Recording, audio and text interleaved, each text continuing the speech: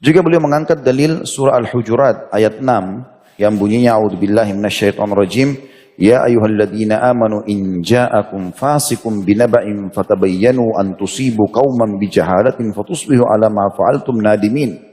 Hai orang-orang beriman, jika datang kepada kalian orang yang fasik membawa suatu berita. Fasik itu enggak jelas statusnya orang ini. Siapa gurunya, lingkungan di mana dia hidup, bagaimana tanggapan keluarganya, bagaimana teman-temannya menilainya, gitu ya.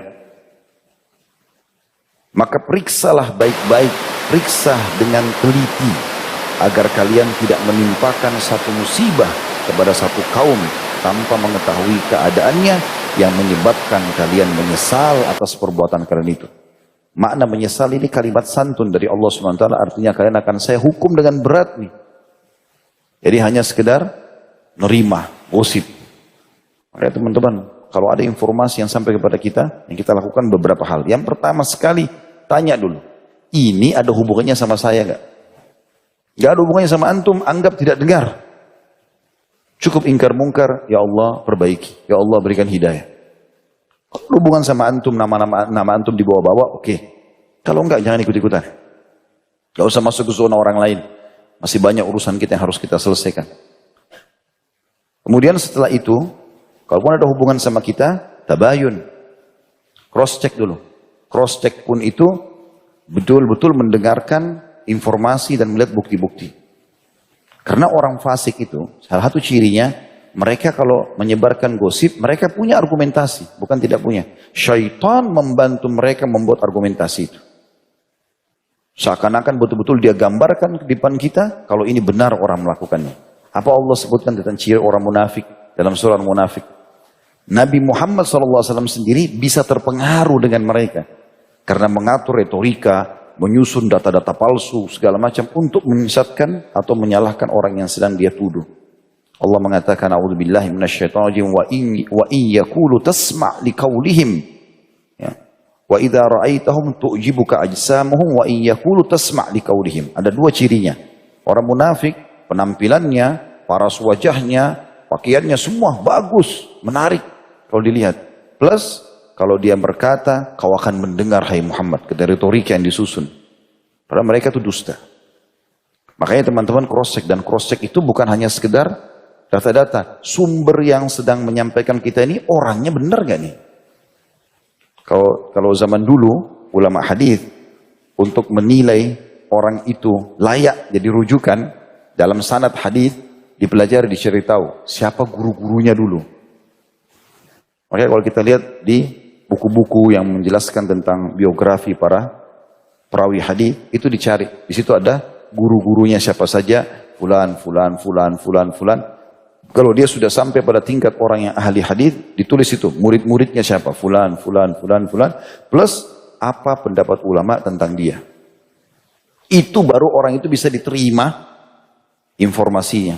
Kita sekarang subhanallah nggak tahu orang ini dari mana asalnya, siapa gurunya, ya. Bahkan mungkin kalau kita tanya keluarganya, mungkin dia buruk di keluarganya. Keluarganya sendiri mungkin nilainya buruk, tapi subhanallah banyak orang mengambil informasi dari dia. Itulah yang luar biasa di sini. Dan akhirnya akan menyesal. Karena kalau dia salah, bagaimana dia perbaiki? Apalagi kalau meninggal, belum sempat minta maaf. Ini sulit, gitu kan? Juga hadis yang diangkat oleh penulis. Ini semua masih baru kita baca dalilnya ya. Akan lebih dalam kita bahas insya Allah sebentar. Abu Mas'ud atau Hudzaifah secara marfu disebutkan dari Abu Mas'ud atau Hudzaifah radhiyallahu anhuma secara marfu. Bi'sa matiyatur rajul za'amu. Sejelek-jelek kendaraan seseorang dalam berbicara, berinteraksi, tanda kutip, mereka menyangka. Ya, kayaknya begini, sepertinya orang itu bilang.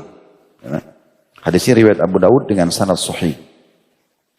Dan dalam riwayat Imam Muslim dari Abu Hurairah radhiyallahu anhu secara marfu dikatakan kafa bil mar'i kadziban an yuhadditsa bi kulli ma sami'. Cukuplah seseorang itu dianggap berdusta dengan mengatakan semua apa yang dia dengar. Dan tentu hadis ini semuanya adalah hadis-hadis yang sahih. Ya. Hadis ini riwayat Muslim di nomor 5 ya. Di sini cuma ditulis nomor 5 saja. Kebanyakan sekarang teman-teman sekalian yang terjadi adalah, ini yang terjadi di lapangan, yang kita bisa lihat depan mata kita. Orang-orang fasik ini, yang tersebar di tengah masyarakat kaum muslimin, penampilannya seperti kita, kaum muslimin. Mama dia juga muslim, tetapi dia menunggangi penampilan-penampilan islami. Kalau bahasa pengajian kita, ikhwah, akhwat. Tapi masuk di taklim untuk menipu orang. Dengan performanya dia. Untuk menarik perhatian orang. Untuk bindam gitu. Saya sering sekali ketemu ikhwah itu. Ustaz, bagaimana ya anak menghadapi ada orang yang menipu anak? Kenapa akhi kasusnya? Kasusnya penampilannya kalau sholat di saf pertama. Berjenggot. Ya. Kalau pengajian selalu di depan. Di grup suka kirim jadwal-jadwal pengajian. Luar biasa aktifnya. Jadi pada saat dia tawarkan proyek, anak percaya. Nah, seperti itulah. Mereka menjual penampilan mereka. Begitu berjalan waktu, subhanallah, semua manipulasi.